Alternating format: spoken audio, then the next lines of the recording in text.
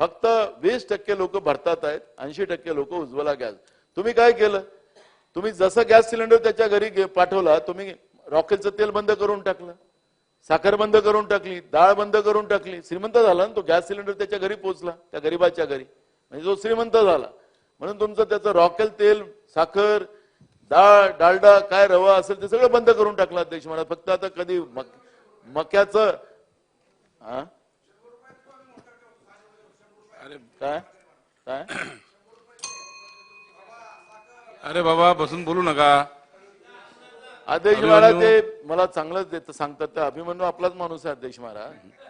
आता जो आनंद सीधा 100 रुपयात सांगतात ना अध्यक्ष महाराज, या आनंद सीधा सांगतायत ना ते 100 रुपयात.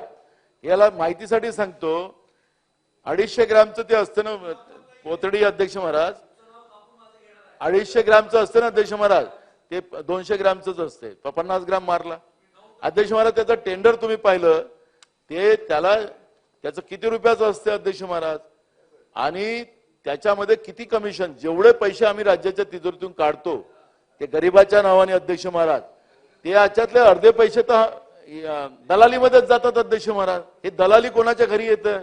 100 रुपयावाल्यांच्या घरी जातं. दलाली कोणाच्या घरी जाते अभिमन्यू माहित आहे तुला?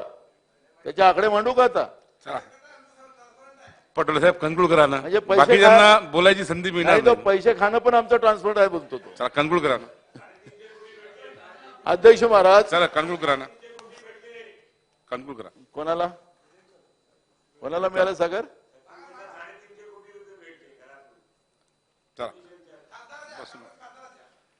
अरे कानपूरमध्ये कोणाच्या घरी भेटले माहित आहे का? कानपूरमध्ये कोणाला भेटले? कानपूर अभिमन्यू पवार बसून बोलू नका, खाली बसा. आता तो हा बोला.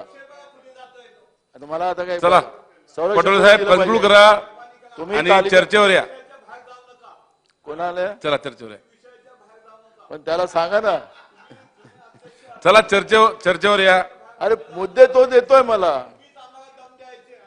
बसा बसा. अरे मुद्दे तो देतो त्यांनी. बसा खाली बसा आपण. बघा तेच महाराज तेच बोलतोय.